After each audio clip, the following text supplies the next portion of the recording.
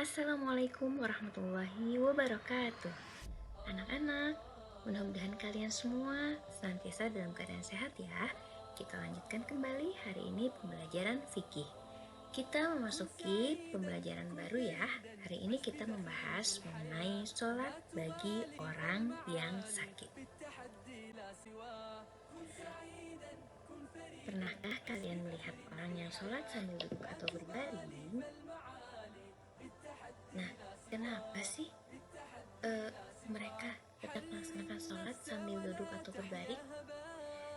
Ingat ya, sholat itu merupakan kewajiban setiap orang. Dan itu karena sangat-sangat wajib sampai Allah memberikan keringanan kepada yang sakit, yaitu boleh dengan cara duduk atau sambil berbaring. Tahukah kalian mengapa orang tersebut melakukan seperti itu? Karena untuk melakukan kewajiban sebagai seorang muslim ya. Bahkan kalaupun sampai meninggal, tetap kan disolatkan ya. Kalau sedang meninggal bukan sholat sendiri, tapi disolatkan. Jadi kalau misalnya seseorang tidak bisa sholat sambil berdiri, dia boleh sholat sambil duduk. Kalau sambil duduk sudah nggak bisa juga, boleh sambil berbaring. Berbaring masih nggak bisa juga, boleh dengan kedipan mata ya atau isyarat. Kalau sudah tidak bisa juga, berarti tandanya dia disolatkan.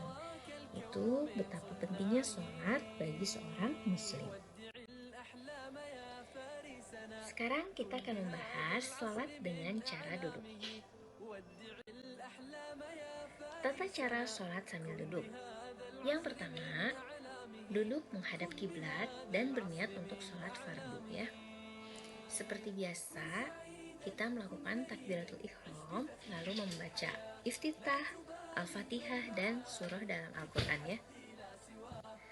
Lalu ketika ruku, dengan cara meletakkan tangan di lutut dengan menundukkan kepala. Jadi tangan seperti biasa ya, takbir dulu mengangkat tangan, lalu meletakkan tangannya di lutut dan sedikit menundukkan kepala. Itu posisi ruku.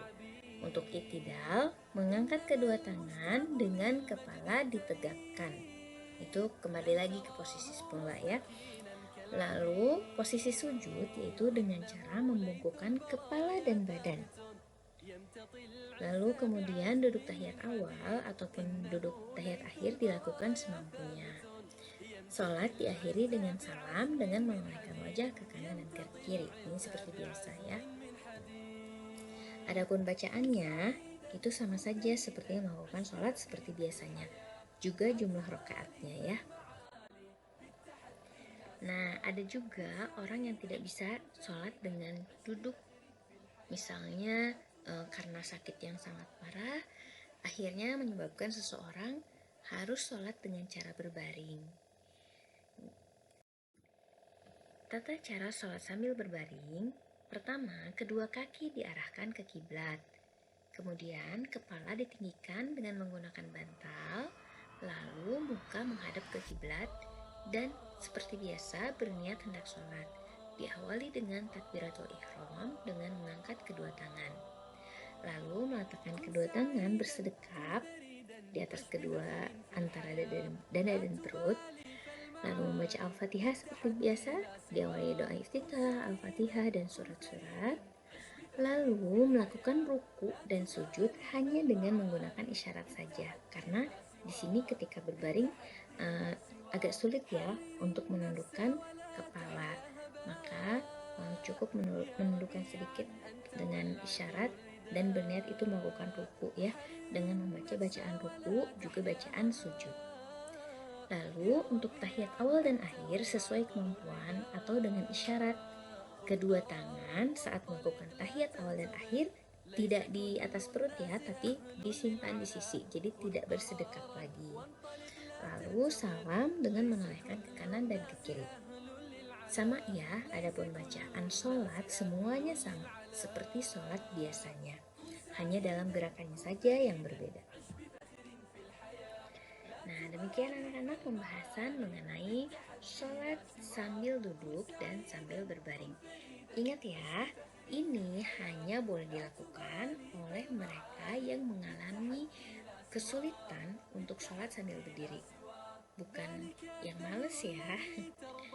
Terima kasih anak-anak atas segala perhatiannya. Mudah-mudahan kalian bisa memahami, dan bila suatu saat sesuatu hal menimpa kalian, kalian bisa melaksanakan sholat seperti ini. Jangan sampai meninggalkan sholat ya.